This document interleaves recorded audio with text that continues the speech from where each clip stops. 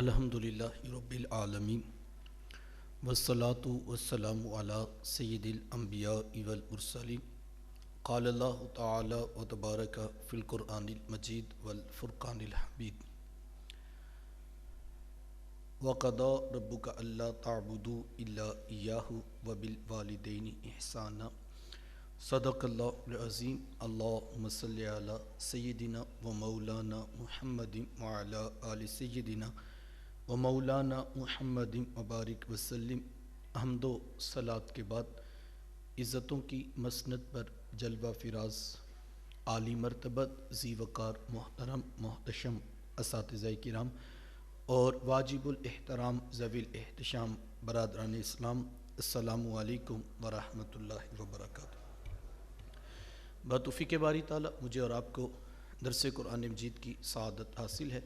اللہ کی بارگاہ میں دعا گو ہوں کہ اللہ تعالیٰ میرا اور آپ کا قرآن مجید کی تعلیمات کو سیکھنے کے لیے مل بیٹھنا اپنی بارگاہ میں قبول فرمائے۔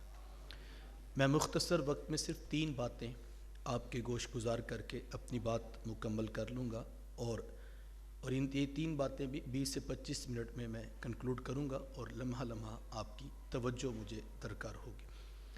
ارشاد فرمایا وَقَضَىٰ رَبُّكَ أَلَّا تَعْبُدُوا إِلَّا إِيَّاهُ، اور تیرے رب نے فیصلہ کر دیا کہ اس کے سوا کسی کی عبادت نہیں، سجدہ صرف اللہ کی ذات کو ہے اور وہی ذات اس بات کا حق رکھتی ہے کہ انسان کی پیشانی اسی کے آگے جھکے۔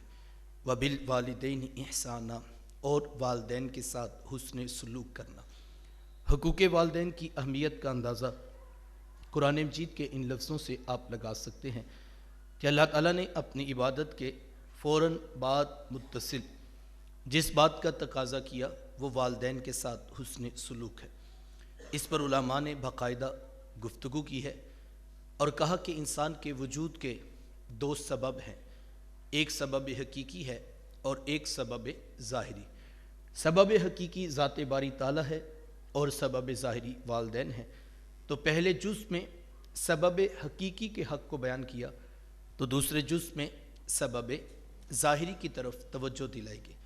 ماں باپ کس قدر اہمیت کے حامل ہیں بیٹا، اس بات کا اندازہ اس سے لگائیے کہ اللہ کے رسول صلی اللہ علیہ وآلہ وسلم تشریف فرما تھے، صحابہ بیٹھے تھے کہ ایک نوجوان حاضر خدمت ہوا، آ کر عرض کرتا ہے کہ حضور میں جہاد پہ جانا چاہتا ہوں، یعنی میں یہ چاہتا ہوں کہ میں ہاتھ میں تلوار پکڑ کر اللہ اور اس کے رسول کی خوشنودی حاصل کرتے ہوئے دشمنان خدا اور رسول کے اوپر ٹوٹ پڑوں اور اپنی جان جیسی متاع عزیز اس راہ پہ وار دوں۔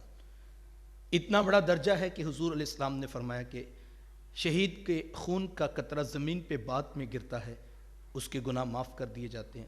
اتنے بڑے کام کے لیے آنے والا اجازت مانگ رہا ہے۔ میرے حضور کیا فرماتے ہیں، احیٌ والدہ کا، کیا آپ کے ماں باپ زندہ ہیں؟ قال نعم، جی حضور زندہ ہیں۔ قال ففیہما فجاہد، فرمایا جاؤ ان کی خدمت کرو، یہی تمہارا جہاد ہے۔ ماں باپ تڑپ رہے ہوں، بیٹا جہاد کرے یا تبلیغ، اللہ کا قرب نہیں مل سکتا جب تک ساتھ میں ماں باپ راضی نہیں ہوں گے۔ یہ دین کی بنیادی تعلیمات ہیں، ہمیں اس کو پیش نظر رکھنا ہے۔ یہاں تک فرما دیا کہ جس کا باپ راضی ہے اس کا عرش کا رحمان بھی راضی ہے، جس کا باپ ناراض ہے اس کا عرش کا رحمان بھی ناراض ہے۔ کائنات کی قیمتی متاع جنت تھی، کھینچ کر کے ماں کے قدموں کے نیچے بچھا دی گئی۔ ماں باپ کو اس قدر اہمیت حاصل ہے۔ تو پہلی بات جو میں آپ سے عرض کرنا چاہوں گا وہ یہی ہے بیٹا، اپنی زندگی میں یہ بات طے کر لیجئے کہ معاملات میں اگر کسی جگہ پر والدین سے اختلاف رائے ہو جائے تو مجھے شریعت کے اس ضابطے کو کبھی نہیں بھولنا۔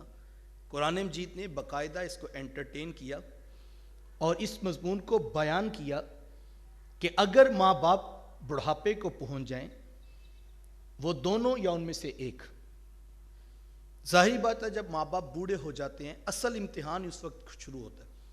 جس وقت ماں باپ بچے کی ضروریات پوری کر رہے ہیں، اس کی فیس ادا کر رہے ہیں، اس کے کھانے پینے کپڑے اخراجات پوری کر رہے ہیں، اس وقت تو ماں باپ سب کو اچھے لگتے ہیں، لیکن اصل امتحان اس وقت آتا ہے جب وہ بڑھاپے کو پہنچتے ہیں اور ماں باپ کی ایک اپنی سوچ ہے، ظاہری بات ہے بیٹا ٹین ایج میں ہے یا 24-25 میں ہے، تو ایک بہت بڑا ڈیفرنس ایج بھی کا بھی ہے، اور مائنڈ سیٹ بھی جس تیزی کے ساتھ معاشرہ تبدیل ہو رہا ہے سوشل میڈیا کے ذریعے، تو ظاہری بات ہے ایک کنٹراڈکٹری اپینین آف جو ہے نظر آئیں گی. تو پھر کیا کیا جائے؟ قرآن مجید نے اس اختلاف رائے میں بھی کتنا خوبصورت ضابطہ دیا کہ میں بات تو کرنا چاہتا ہوں، میرا ایک موقف ہے، وہ علمی اختلاف ہو سکتا ہے، وہ مذہب کے عنوان پر مختلف رائے ہو سکتی ہے، وہ سیاست کے عنوان پر میرا اپنا پرسیپشن ہے. تو پھر کیا کیا جائے؟ قرآن مجید نے پورا مضمون بیان کیا، کہا کہ فلا تقل لہما اف، ان کو اف تک نہیں کہنا، ولا تنہرہما، ان کو جھڑکنا بھی نہیں ہے. پپھرے ہوئے جذبات میں تم اتنے آگے بڑھ جاؤ کہ تمہیں ماں باپ کا ادب بھی پیش نظر نہ رہے، تو کہا ان کو جھڑکنا نہیں. تو مالک میں بات تو کرنا چاہتا ہوں، میں اف بھی نہیں کہوں گا، میں جھڑکوں گا بھی نہیں، تو پھر مجھے کیا کرنا چاہیے؟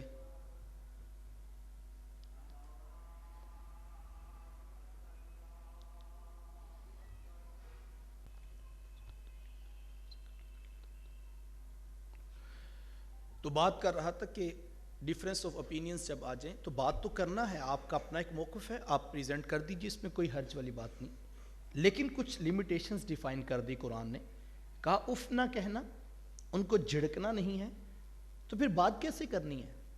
وَقُلْ لَهُمَا قَوْلًا كَرِيمًا، کہا نرم لہجے سے بات کیجیے.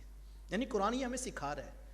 اور دوسرے مقام پر قرآن نے اس بات کی ویسے بھی مذمت کی، چیخ چیخ کے بولنا اور دیواریں ہلا دینا، اس کو تو ویسے ناپسند کیا، بلکہ کہا کہ ان انکر الاصوات لصوت الحمیر، بے شک سب سے بری آواز تو گدھے کی آواز ہے.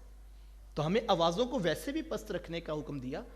اور پھر ماں باپ کے لیے آپ بات ضرور کریں، اسلام کبھی بھی کسی کی رائے کو جو دبانا نہیں چاہتا. اسلام کہتا ہے اب اپنی علمی رائے ہے، آپ اختلاف رائے رکھتے ہیں، آپ ضرور پیش کیجئے، لیکن ماں باپ ہیں، یہ بات ذہن نشین رہے. اور پھر چوتھی بات کہی، پہلے کہا اف نہیں کہنا، دوسرا کہا جھڑکنا نہیں ہے، پھر کہا نرم لہجے میں بات کرنی ہے. تو کیا پھر میں بات کر سکتا ہوں؟ چوتھی بات ایڈ کر لیجئے، کہا وَخْفِضْ لَهُمَا جَنَاحَ الذُّلِّ مِنَ الرَّحْمَةِ، تمہاری فزیکل اپیرنس، تمہاری باڈی لینگویج بھی عاجزی والی ہونی چاہیے. اب آپ کو اجازت ہے، آپ بات کر لیجئے. کتنا خوبصورت انداز ہے قرآن کا. اور آگے ریزن بیان کی، رب ارحمہما کما ربیانی صغیرا، کہا حق تو پھر بھی ادا نہیں ہوگا، نرم لہجے میں بھی بات کریں اور آپ جو ہے وہ عجز کے بازو بھی پھیلائے رکھیں، تو پھر کیا کریں مالک؟ حق تو ادا ہی نہیں ہو رہا ان کی خدمتوں کا. کہا رب ارحمہما کما ربیانی صغیرا، جنہوں نے جس طرح انہوں نے مجھے بچپنے میں پالا تھا، اس طرح تو بھی ان کے اوپر کرم فرما دے.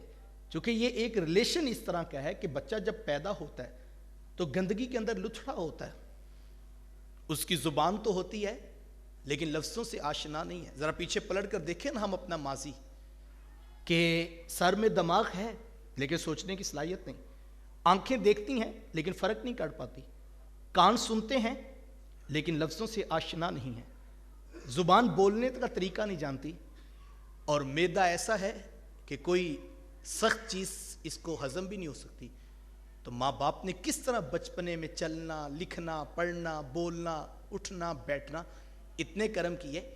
تو کہا اب تمہارا بھی حق بنتا ہے کہ تم پے بیک کرو، ریٹرن کرو، اور ان کے سامنے یہ ادب کا ضابطہ کبھی تم نہ بھولنا. تو پہلی بات کہ ہم اپنے ماں باپ کے حوالے سے ہمیشہ قرآن کا یہ ضابطہ پیش نظر رکھیں گے.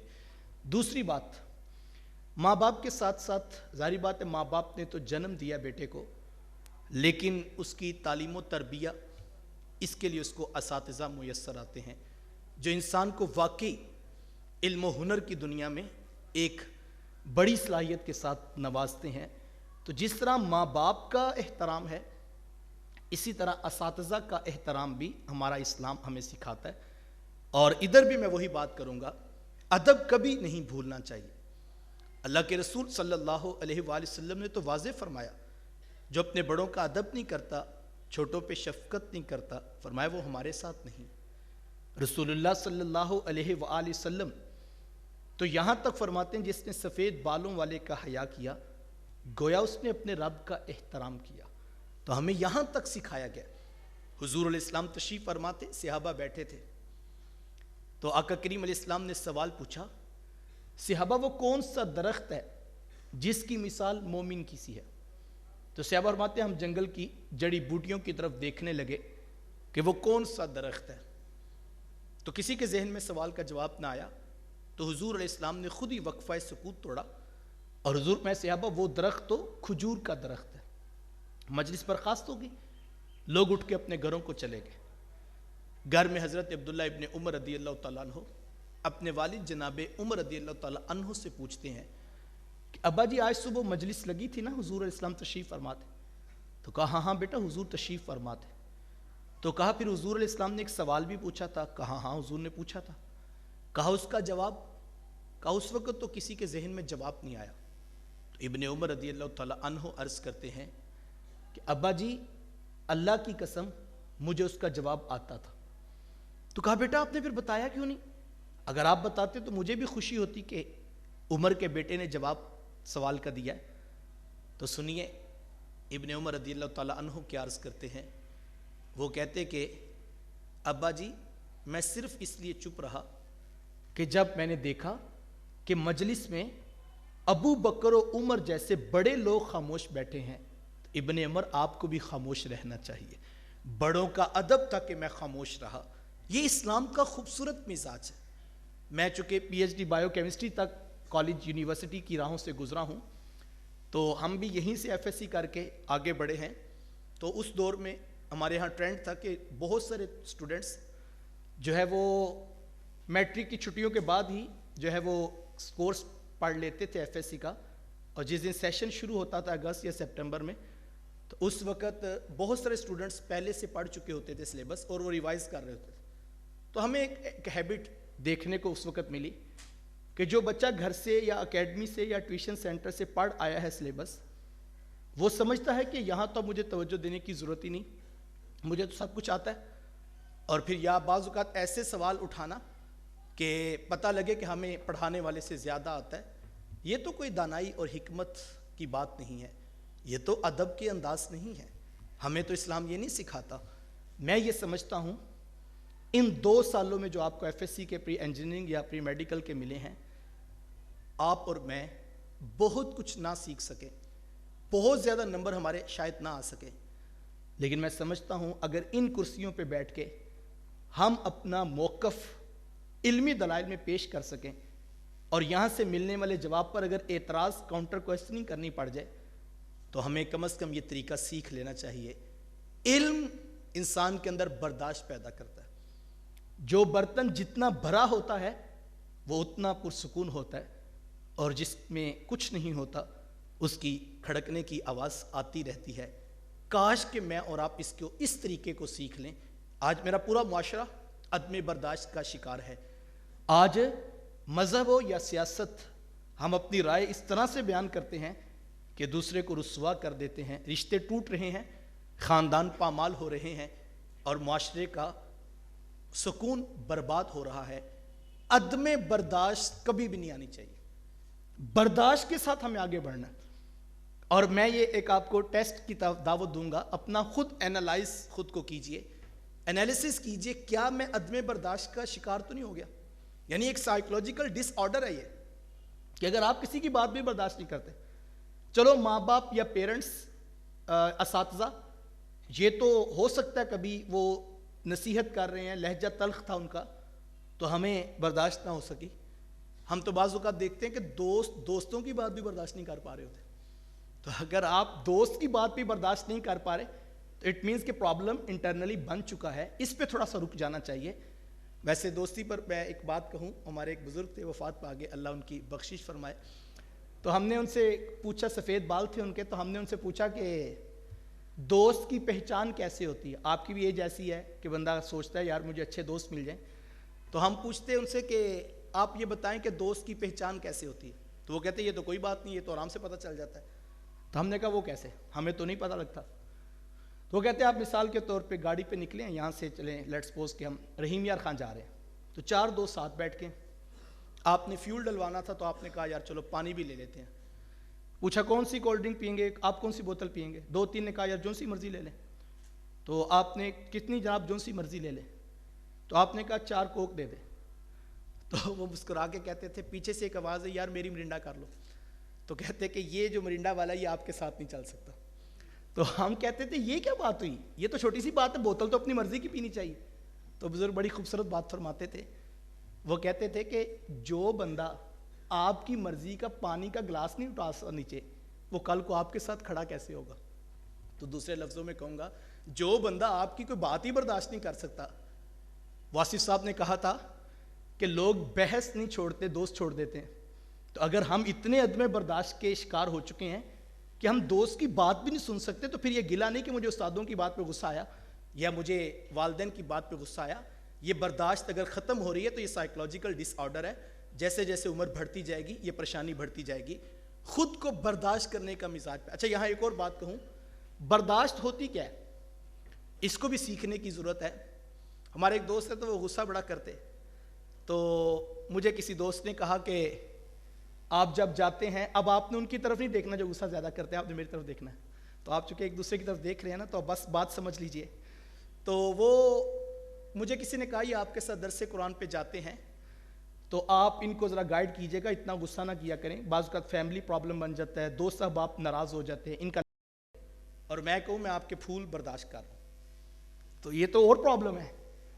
کوئی مجھے کہ ڈاکٹر صاحب آپ کا بیان بڑا اچھا لگا, تو میں کہوں میں برداشت کر رہا ہوں.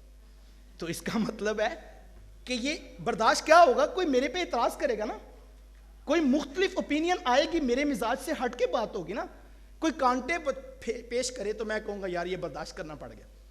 تو اگر آپ اپنا خود انالیسس کریں تو بہت ساری جگہوں پہ آپ کو پتہ لگے گا پرابلم میرا ہے, معاشرے کا نہیں ہے, پرابلم اساتذہ کی طرف سے نہیں ہے, پرابلم پیرنٹس کی طرف سے نہیں ہے, وہ تو درد پہ تڑپ رہے ہیں آپ کے.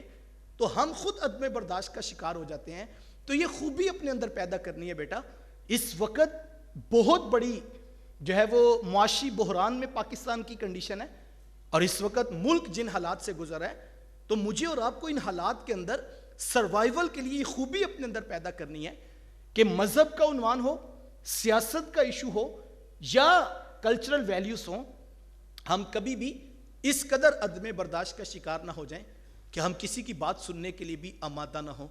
ادب کا کرینہ کبھی ہاتھ سے نہیں چھوٹنا چاہیے, اور جب آپ اس خوبی کے ساتھ خود کو مزین کریں گے, اللہ اکبر. اللہ کے رسول صلی اللہ علیہ وآلہ وسلم نے ارشاد فرمایا, ایک صحابی حاضر خدمت ہوئے, آ کر عرض کرتے ہیں کہ حضور مجھے نصیحت کر دیجئے. تو حضور میں صاحب غصہ نہ کیا کرو. وہ اٹھ کے ادھر آئے اور عرض کی حضور مجھے نصیحت کر دیں. تو حضور میں صاحب غصہ نہ کیا کرو. وہ اٹھ کے تیسری مرتبہ سوال کرتے, حضور کوئی نصیحت فرما دیں. تو حضور میں صاحب غصہ نہ کیا کرو. سائل پوچھتا رہا, حضور یہی فرماتے رہے غصہ نہ کیا کرو. پہلوان کون ہے؟ فرمایا جو غصے کے وقت خود پہ قابو پالے وہ پہلوان ہے. تو اصل تو جو بات ہمارے مزاج کے خلاف ہے, جو ہمارے رویے کی مطابقت میں نہیں, جو والدین کی طرف سے ہے یا اساتذہ کی طرف سے ہو یا ہمارے دوستوں کی طرف سے ہو, ہم اس خوبی کو اپنے اندر اتاریں گے, آپ کو زندگی کا لطف آئے گا اور آپ کو برداشت کرنے کی صلاحیت سے زندگی میں اپنی شخصیت نکھرتی ہوئی محسوس ہوگی. دوسری اور تیسری اور میری آخری بات, ماں باپ کا ادب, اساتذہ کا ادب, اور تیسرا بیٹا جس کام کے لیے آپ یہاں پر آتے ہیں وہ جدید عصری علوم, اس میں مہارت حاصل کرنا ہے. آپ کے پیرنٹس نے آپ کو یہاں اس کام کے لیے بھیجا ہے. نماز پنجگانہ کے ساتھ ساتھ پوری تندہی کے ساتھ, محنت کے ساتھ, اخلاص کے ساتھ اپنی ماڈرن ایجوکیشن کو مکمل کیجیے. ہمارا بہت بڑا المیہ یہ ہے کہ ہم نے یوں لائن آف بارڈر ڈرا کر دی اور ہم نے کہا یہ دین کی تعلیم ہوتی ہے اور یہ دنیا کی تعلیم ہوتی ہے. اور ہماری حالت اب یہ ہے کہ نہ خدا ہی ملا, نہ وہ صالح صنم, نہ ادھر کے رہے نہ ادھر کے رہے. ہمیں یہ بھی پتہ نہیں چل رہا کہ ہم جو ہے وہ مذہب کے ساتھ جڑنا ہے. ہم تو یہی فیصلہ نہیں کر رہے کہ کینسر کا علاج ہاسپٹل سے ہونا ہے یا بابے کے دم سے ہونا ہے. ہمارا ابھی اتنی کنفیوژن کریٹ ہوگی, ہمیں ابھی تک یہی فیصلہ نہیں کر پا رہے. تو ہم کاش کہ اس کے اوپر غور کریں کہ اسلام مکمل دین ہے. یہ دین کی تعلیم ہوتی ہے, دنیا کی تعلیم ہوتی ہے, اسلام اس کا قائل نہیں. واضح تعلیمات ہے. قرآن نے کہا کہ محبوب اپنے غلاموں سے کہیے جہاد کے لیے اپنے گھوڑے تیار رکھیے، یہ حکم خداوند ہے نا. تو آج اس کی کیا تفسیر ہوگی، اس کی کیا تشریح ہوگی؟ کیا کوئی بڑے عالی نسل گھوڑے تلاش کیے جائیں، ان کو بہت عمدہ قسم کی گھاس کھلائی جائے؟ تو کیا یہ اس آیت کی تشریح ہوگی؟ نہیں. اس کا مطلب ہے قرآن سادہ لہجے میں کہہ رہا ہے اے مسلمانوں، اپنی نیوکلیئر فزکس کی لیب کو ویران نہ ہونے دینا. تو اسلام تو یہ کہہ رہا ہے ہمیں. آج ہم سب پریشان ہیں اور ہمارے فیصلے کہیں اور سے نافذ کیے جا رہے ہیں. تو اس کی بڑی ریزن بیٹا یہ ہے، ہم خود سائنس اور ٹیکنالوجی میں کسی کے مرہون منت ہیں، اور جب اس طرح سے محکوم اور غلام لوگ زندگیاں گزار رہے ہیں تو فیصلے کوئی اور کیا کرتے ہیں. آئیے اس کام کو عبادت کے درجے میں سمجھیے گا. صرف اپنی نوکری، صرف اپنی گاڑی، صرف اپنا گھر، یہاں تک نہیں ہم نے رہنا. ہمارا براڈ ویژن ہو، میں نے پاکستان اور امت مسلمہ کی جنگ کی بقا میں اپنے حصے کا کردار ادا کرنا ہے. اور اس کے لیے ہمیں کوشش کرنی ہے. ہم چھوٹے تھے تو ہم کہتے تھے حکمران ٹھیک نہیں، ہم بڑے ہوئے تو ہم کہتے ہیں کہ جناب سسٹم ٹھیک نہیں، جو ڈرامہ الیکشنز میں ہوا وہ کسی سے بھی مخفی نہیں. مجھے اور آپ کو کرنا کیا ہے؟ صرف گلے شکوے کرنا تو کوئی کمال کی بات نہیں. وہ کیا کسی نے کہا تھا، کبھی کبھی گلہ شکوہ ہو جائے تو شاید نارمل بیہیویئر ہے، لیکن گلے شکووں میں ہی اپنی زندگی گزار دینا یہ کمزور لوگوں کا شیوا ہوا کرتا ہے. طاقتور لوگ اپنی راہیں خود استوار کیا کرتے ہیں. میں تو اس فکر کے ساتھ آپ کو دعوت دینا چاہوں گا، شکوائے ظلمت شب سے تو کہیں بہتر تھا. شکوائے ظلمت شب سے تو کہیں بہتر تھا. اپنے حصے کی ایک شمع جلائے جاتے، اپنے حصے کی ایک شمع جلائے جاتے. آئیے اپنا کردار ادا کیجئے. کل آپ ہی ملک کے مختلف محکمہ جات کی کرسیوں پر جا کر تشریف فرما ہوں گے. آئیں آج خود کو اتنا دیانتدار، آج خود کو اتنا محنتی، اتنا پاکستان کا وفادار بنا لیں کہ جب ہم وہاں کھڑے ہوں، وہ اقبال نے کیا کہا تھا، سبق پھر پڑھ صداقت کا، عدالت کا، شجاعت کا، لیا جائے گا تجھ سے کام دنیا کی امامت کا. اقبال نے 3 کام بتائے تھے نا. اقبال کہتے ہیں صداقت، عدالت، شجاعت، یہ 3 خوبیاں تم اپنے اندر روح میں اتار لو. یہ ہمارا ہوم ورک تھا، کام تو یہ کرنا تھا ہم نے. اقبال کہتے ہیں تم ان 3 کی ضمانت دے دو. پھر اقبال علیہ رحمہ کا صیغہ دیکھیے. اقبال فرماتے ہیں لیا جائے گا تجھ سے کام دنیا کی امامت کا. پھر لوح بھی تیرے ہاتھ میں ہوگی، قلم بھی تیرے ہاتھ میں ہوگا، اور جو تو لکھتا جائے گا وہی تقدیر امم ہوگی. لیکن کاش کہ ہم اس کے اوپر غور کریں. آئیے اس کو یہ نہ سمجھیے گا کہ یہ صرف دنیا کے لیے ہے، یہی دین ہے. کوئی الگ سے دین حاصل کرنے کے لیے جانے کی ضرورت نہیں. نماز پنجگانہ، ماں باپ کا ادب و احترام، اساتذہ کی شفقتیں، اور اپنے اس کام کو اپنی عبادت بنا لیجئے. 100% دیانتداری کے ساتھ ملک و ملت امت مسلمہ کی بقا کے لیے میدان عمل میں کھڑے ہو جائیے. یہ دور اس وقت تقاضا کرتا ہے کہ ہم پوری طاقت کے ساتھ، یہ جو نعمت آپ کو میسر ہے، شہر کے بہترین کالج میں آپ تعلیم سے آراستہ ہو رہے ہیں، اس وقت ضرورت ہے کہ آپ اور میں اپنے حصے کی شمع روشن کریں. جتنی نعمتیں زیادہ ہوتی ہیں اتنی ذمہ داریاں بڑھ جاتی ہیں، اور کل اتنا بڑا سوال ہم سے پوچھا جائے گا کہ تمہیں تو سب کچھ میسر تھا، تم نے کیا کیا؟ میں اور آپ اپنے رب کو راضی کرنے کے لیے پاکستان اور امت مسلمہ کی بقا میں اپنے حصے کی شمع روشن کریں گے. انشاءاللہ آنے والا دور آپ کا دور ہوگا، لیکن تیاری اتنی ضرور کر کے آئیے گا جب ہم منصب پہ بیٹھے تو ہم فیصلے اپنی ذمہ داری کے ساتھ، اپنی محنت، اپنی دیانتداری کے ساتھ کرنے کی اہلیت بھی رکھتے ہوں. اللہ کی بارگاہ میں دعا گو ہوں اللہ مجھے آپ کو توفیقات عمل نصیب فرمائے. میں ادارے کے منتظمین، اساتذہ، پرنسپل ادارہ حاضہ کا مشکور ہوں جنہوں نے اتنی وقت کے لیے جمع کیا اور چند لمحوں کے لیے کچھ سیکھنے سکھانے کا موقع ہمیں فراہم آیا. اللہ اس ادارے کو تاکہ ہمیں قیامت آباد رکھے.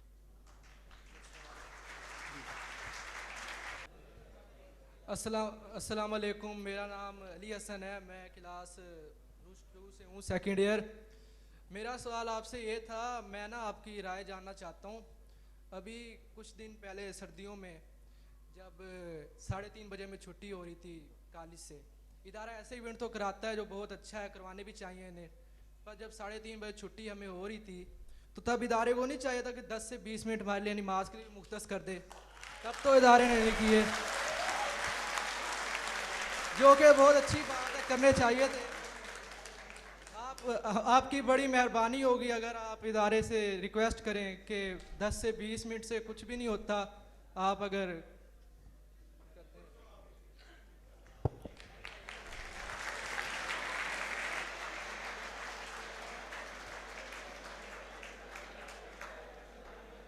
سوال کا جواب دے دوں. نماز پنجگانہ ہر شخص پر فرض ہے اور اس کے لیے وقت مینیج کرنا یہ ہماری ذمہ داری ہے اور ہمیں خود مینیج کرنا چاہیے. مجھے تو بڑی خوشی ہوئی کہ ماشاءاللہ نماز کی جگہ بنی ہوئی ہے اور وہاں پہ یقیناً آپ لوگ نماز پڑھ رہے ہوں گے. اور پہلے یہ بات بھی ضروری ہے کہ علماء نے تو یہ مسئلہ بھی لکھا ہے, ویسے میں افہام کے لیے بتا رہا ہوں کہ اگر کوئی ایسا لیکچر ہے اور جس میں وقت پڑھانے والا موجود ہے اور آپ کے پاس وہ آپشن دوبارہ نہیں آنی, تو جماعت کو ترک کیا جا سکتا ہے, آپ علم حاصل کریں. یعنی علماء نے یہ لکھا ہے کہ اگر مجھے پتہ ہے یہ فزکس کا لیکچر ہے اور میں اگر یہ سکپ کروں گا تو مجھے دوبارہ اس طرح کا اچھا لیکچر اس طرح نہیں میسر آئے گا, تو میں جماعت چھوڑ کے پہلے لیکچر لے لوں اور اس کے بعد مجسر جو ٹائم آئے اس پہ پڑھ. کافی فریم ورک ہوتا ہے, تو یہ تو ہماری اپنی ذمہ داری ہے, ہم خود نماز پنجگانہ کا اہتمام کریں. تو یقیناً یہاں پر جگہ موجود ہے تو آپ لوگ کریں گے. باقی یہ سوال سے علاوہ ریکویسٹ ہے تو میں بھی فارورڈ کر دوں گا چونکہ میرے پاس ڈیٹا نہیں ہے, تو یقیناً جو مسجد دیکھی مجھے خوشی ہوئی. جی کوئی اور بات؟ السلام علیکم. میں فرسٹ ایئر کا اسٹوڈنٹ ہوں, تو میرا کہنا تھا کہ غصہ کم سے کم کیسے کیا جائے. ہر بات پہ غصہ آتا ہے تو اس کو کم سے کم کیسے کیا جائے. غصہ اصل میں یہ ایک کیفیت ہوتی ہے, یہ بڑا اہم ایشو ہے اس وقت. سوسائٹی اس سے دو چار ہے. تو یہ ایک کنڈیشن ہوتی ہے, جیسے حدیث میں فرمایا گیا کہ اگر تم کھڑے ہو تو بیٹھ جاؤ اور بیٹھے ہو تو لیٹ جاؤ, یا تم وضو کر لو. یہ آپشنز جو دیے گئے اس کا مقصد یہ ہے کہ آپ وقتی طور پہ کوئی اور کام کی طرف توجہ کر لیں, تو جیسے اس کنڈیشن کے کچھ وقفہ پڑے گا تو اس کے بعد آپ نارمل ہو جائیں. ویسے دوسرا علماء نے لکھا کہ اگر آپ غصہ کریں اور اس کے بعد آپ کو احساس ہو جائے کہ یہ غلطی میری ہے, تو علماء نے کہا کام تو مشکل ہے, لیکن جس شخص پہ آپ نے غصہ کیا ہے ہاتھ جوڑ کے اس سے معافی مانگ لیجئے. 2-4 بار پریکٹس کرنے کے بعد غصہ خود ٹھنڈا ہونا پڑے گا, تاکہ ہمیں پتہ ہوگا ہمیں بعد میں معذرت کرنی ہے تو ہم غصہ نہیں کریں گے. باقی یہ ساری زندگی کوشش کرنی ہے ہمیں, تو انشاءاللہ یہ بہتری آ جائے گی.